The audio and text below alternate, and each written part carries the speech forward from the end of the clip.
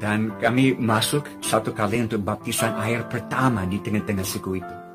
Dengan pesawat air kami take off dari di sungai kami di kampung kami, dan saya satu penetua jemaat dan pilot 3 orang.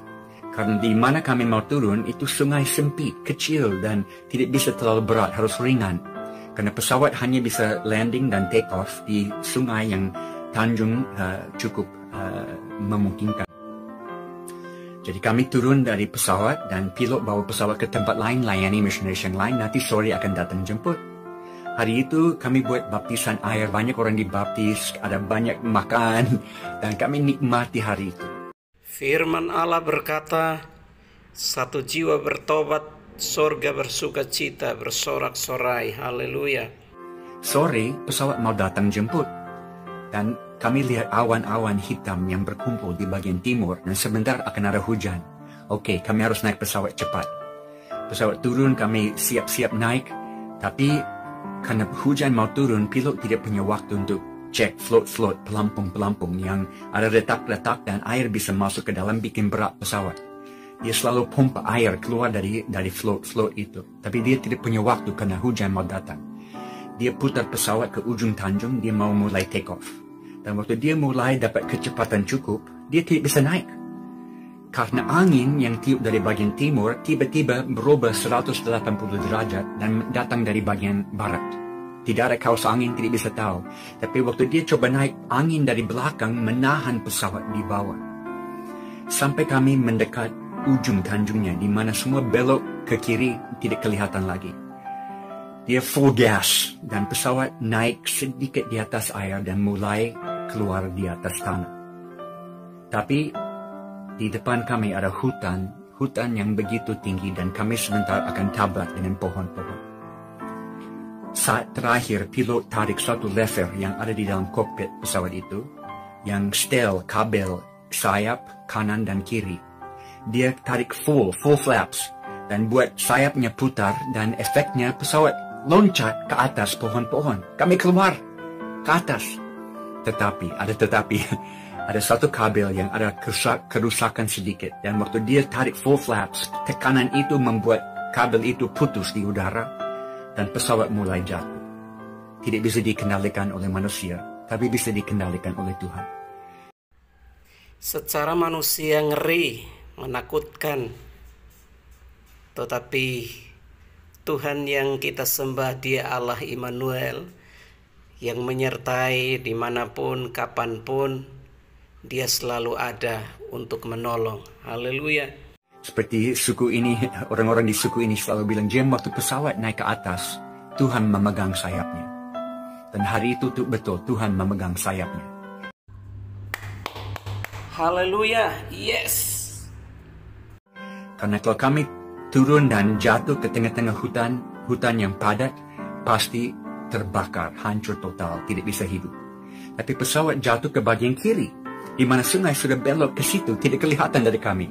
Dan pesawat jatuh ke dalam air yang dangkal, satu float patah lepas, satu sayap patah lepas, tapi yang sisanya masuk ke dalam air, terbalik, mulai tenggelam.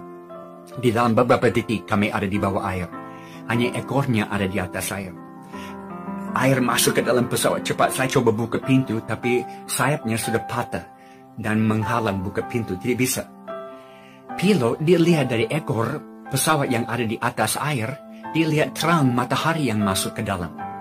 Karena di ekor pesawat Cessna itu ada satu pintu bagasi kecil yang hanya bisa dibuka dari luar, tidak bisa dibuka dari dalam. Tapi ini sudah buka. Siapa yang buka pintu itu? Tuhan sudah buka supaya ada cara untuk kami keluar. Kalau bukan Tuhan, tentu mereka sudah mati. Karena mustahil orang bisa selamat dari kecelakaan pesawat. Firman Tuhan dalam Mazmur 23 ayat 4 berkata, sekalipun aku berjalan dalam lembah kekelaman, aku tidak takut bahaya, sebab Engkau besertaku. Gadamu dan tongkatmu itulah yang menghibur aku. Amin. Karena Tuhan turut serta mereka dalam penerbangan itu, itulah sebabnya mereka selamat. Dan bahaya maut tidak berkuasa atas kehidupan hamba-hamba Tuhan ini. Luar biasa. Pilot bilang, ayo ikut saya. Dia lepas ban pengaman dan dia mulai keluar dari ekornya. Saya mulai ikut dia dan saya sadar di belakang saya ada penetua jemaat yang sangat ketakutan. Dia berteriak, tolonglah saya, saya akan mati. Karena saudara ini hari pertama dia naik pesawat. Dia tidak tahu caranya pasang ban pengaman. Saya sudah buat semua untuk dia. Dan bukan hanya satu di pinggang, tapi ada satu lagi, 3 ban. Kompleks. Saya pasang dan bongkar semua untuk dia. Saya pikir bagaimana saya bisa bantu dia dalam beberapa detik dengan air masuk. Kami tidak punya waktu lama. Saya balik mau bantu dia. Dia duduk di situ dengan semua ban lepas. Dia tidak tahu bagaimana dilepaskan atau siapa yang lepaskan. Ada malaikat yang bantu dia.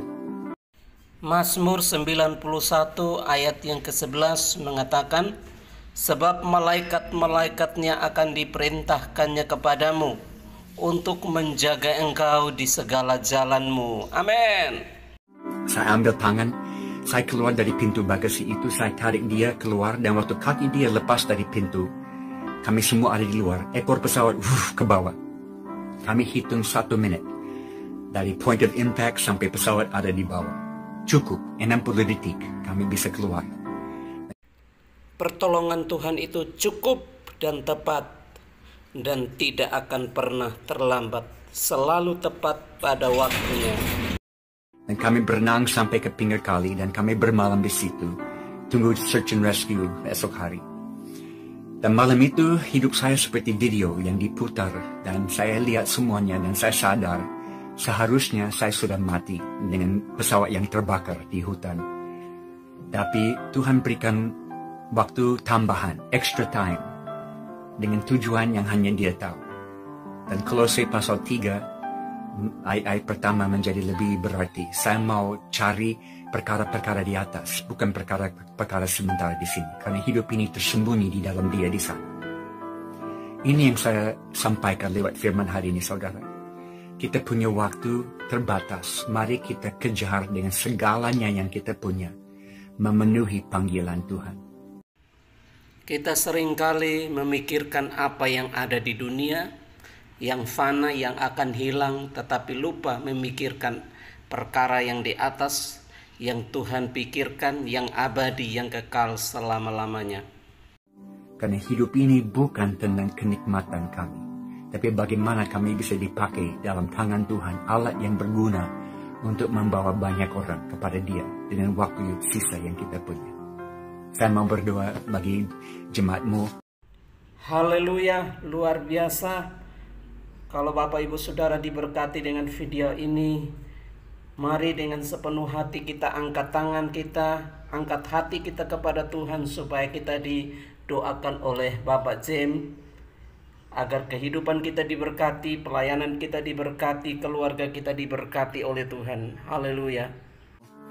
Tuhan, terima kasih karena semua yang Kau sudah lahirkan di Jakarta lewat Jakarta City Plus. Dan saya minta supaya Engkau buat mereka tidak puas, harus ada lagi. Lewat COVID ini pintu-pintu baru dibuka, biar mata mereka melihat dengan matamu, kaki mereka lari dengan kakimu, tangan mereka diulurkan dan menjamah dengan tanganmu, biar mereka ada dengan mengikuti pekerjaan Bapa yang menonjol di bumi ini sekarang.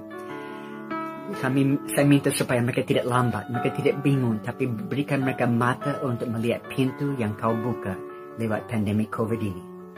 Berikan hati yang mau taat dan taat cepat, dan melihat kuasa-Mu nonjol di atas mereka. Di dalam kelemahan mereka, kekuatan-Mu akan nampak. Terima kasih, dalam nama Yesus kami berdoa. Amin. Tuhan menyertai kita semua.